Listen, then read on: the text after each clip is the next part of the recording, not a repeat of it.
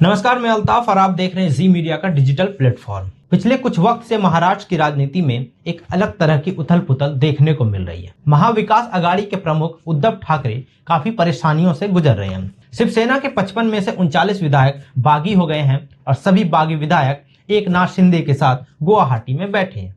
एकनाथ शिंदे के पास 2/3 विधायकों का समर्थन है। इस वजह से वो उद्धव ठाकरे से अलग होकर एक नई पार्टी बनाने की कोशिश में लगे हैं। लेकिन वहीं दूसरी तरफ उद्धव ठाकरे सभी बागी विधायकों को निष्कासित करने की पूरी कोशिश कर रहे हैं। लेकिन मामला अब सुप्रीम कोर्ट पहुंच गया है। ऐसे में एक सवाल कि क्या यह मुमकिन है कि दल बदल कर नई पार्टी बनाई जा सके।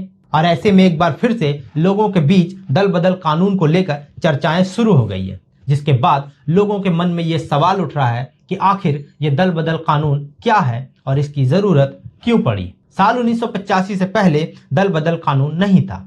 कोई भी विधायक और सांसद अपनी मर्जी से दल बदल लेते थे और कभी इस पार्टी में तो कभी उस पार्टी में शामिल हो जाते थे। लेकिन साल 1985 में तत्कालीन प्रधानमंत्री राजीव गांधी ने दल बदल कानून लेकर आए। इस कानून को लाने के पीछे उस वक्त की एक घटना काफी मशहूर हुई थी, जब हरियाणा के एक विधायक गयालाल ने एक दिन में ही 3 बार अलग अलग पार्टी बदली। उनके इस काम से एक मुहावरा काफी फेमस हो गया, आया राम गया राम।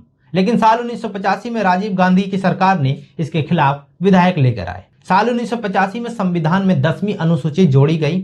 यह संविधान में 52वां संशोधन था। इससे सांसदों के पार्टी बदलने में रोक लगाई गई और कहा गया कि अगर किसी ने पार्टी बदलने की कोशिश की तो उनकी पार्टी की सदस्यता खत्म हो सकती। लेकिन इस कानून के 2003 के संशोधन में एक नियम ऐसा भी है जिसके तहत अगर किसी पार्टी में बंटवारा होता है और एक नया ग्रुप के पास 1/3 विधायक हैं तो उनकी सदस्यता खत्म नहीं होगी और वो नई पार्टी का गठन कर सकते हैं। और शायद एकनाथ शिंदे इसी का फायदा उठाने की कोशिश में है। अब मामला सुप्रीम कोर्ट पहुंच गया है और देखना दिलचस्प होगा कि जीत किसकी होती है। क्या एकनाथ शिंदे अपनी पार्टी का गठन करेंगे या उनकी सदस्यता रद्द होगी। ऐसे ही तमाम सवालों में उलझी है महाराष्ट्र की राजनीति। तो इन तमाम सवालों के जवाब जानने के लिए बने रहे मेरे साथ। जैसे जैसे चीजें साफ होती जाएगी मैं उन चीजों को आपके सामने पेश करता रहूंगा। तब तक के लिए बने रहे मेरे साथ और देखते रहें जी मीडिया का डिजिटल प्लेटफॉर्म। धन्यवाद।